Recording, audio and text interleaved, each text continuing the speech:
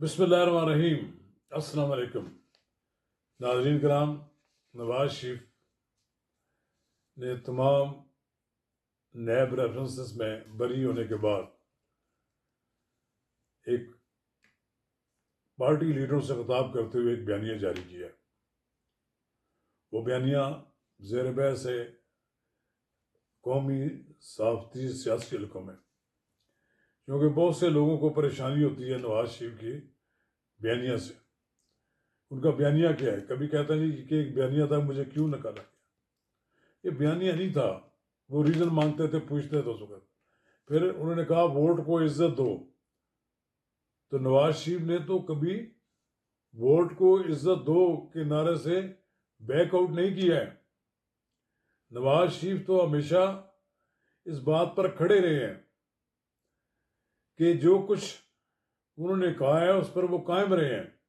اور نواز شریف کا بیانیہ کیا ہے کہ مجھے اگر لوگ یا کسی اور کو ووٹ کی طاقت کے ساتھ الیکٹ کیا جاتا ہے تو بجائے اس کے کہ اس کو اقتدار سے نکال دیا جائے، اس کی بات کو سنا جائے، اسے کام کرنے کا موقع دیا جائے۔ ناظرین کرام، قبل اس کے میں آگے بڑھیں، اگر آپ نے میرا یوٹیوب چینل نواز رضا کے ساتھ اب تک سبسکرائب نہیں کیا تو برائے کرم فوری طور پر سبسکرائب کریں، لائک کریں اور اب آپ کے ساتھ شیئر کریں، اور آئیکن کا وہ بٹن دبانا نہ بھولیے کہ جب ہم ویڈیو لوڈ کریں تو سب سے پہلے آپ کو اطلاع ملے۔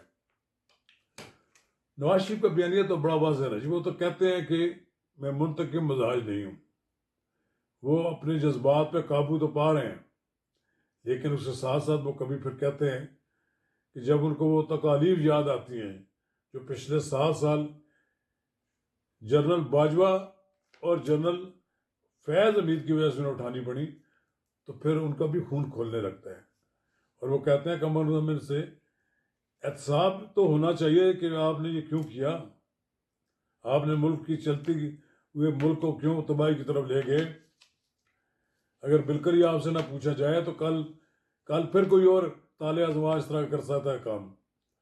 تو ایک لحاظ سے تو وہ جنرل باجوہ اور جنرل فیض حمید کے بارے میں ان کی پالیسی کلیئر ہے۔ نواز شریف ان کو بلائے نہیں، ان کے مظالم کو نہیں بلائے، انہوں نے ان کے ساتھ جو کچھ سلوک کیا وہ اس کو فراموش نہیں کر پائے۔ آخری وقت میں جنرل فیض حمید نے کوشش کی کہ وہ آرمی چیف بن جائیں، پھر جنرل باجوہ نے الگ کوشش کی کہ وہ بھی ایکسٹینشن کر رہے ہیں، لیکن یہ نواز شریف کا کمال ہے سیاست اس کی، انہوں نے دونوں کو اپنے اپنے گھر بھجوا دیا۔ اگر وہ اس ملک میں رہتے تو آج صورتحال کچھ اور ہوتی۔ بہرحال یہ لوگ سارے اپنے اپنے گھروں میں چلے گئے، عمران خان کی چھٹی ہو گئی اور عمران خان 16 ماہ کے اندر پھر جیل میں پہنچ گیا، اس لیے کہ عمران خان نے وہ کام کر دکھایا۔ پتہ نہیں ان میں سے کس آدمی کی ہدایت تھی، کس کے مشورے سے انہوں نے پاکستان کی مسلح افواج پر حملے کیے۔ تو ایک لحاظ سے میں سمجھتا ہوں کہ جنرل باجوہ اور جنرل فیض حمید ایک ہی تھیلی کے وٹے چٹے تھے، دونوں ایک دوسرے کے مخالف بھی ہو گئے، اور جب تک مفادات تھے تو دونوں اکٹھے تھے۔ جب آرمی چیف بننے کا وقت آیا تو جنرل فیض حمید بننا چاہتے تھے اور جنرل باجوہ چاہتے تھے کہ میں ہی ایکسٹینشن لے لوں، اور وہ چاہتے تھے کہ ٹل فردر آرڈر میری ایکسٹینشن ہو جائے۔ خیر، ان کے اس لالچ طمع نے پاکستان کو بہت نقصان پہنچایا۔ اب جنرل باجوہ جانے اور جنرل فیض جانے، احتساب تو بالآخر ان کو دینا ہی پڑے گا۔ یہ احتساب، یہ نواز شریف نے بڑا ایک جملہ اچھا کہا ہے کہ میں منتقم مزاج نہیں ہوں، لیکن احتساب تو ہوگا، پوچھنا پڑے گا آپ سے کہ آپ نے یہ سب کچھ کیوں کر کیا۔ تو ٹھیک ہے، اگر آپ نیٹ اینڈ کلین ہیں اور سمجھتے ہیں کہ آپ نے کوئی غلط کام نہیں کیا تو آپ کو کوئی کچھ نہیں کہہ سکتا، لیکن اگر آپ کے دامن داغدار ہیں اور آپ نے پاکستان کے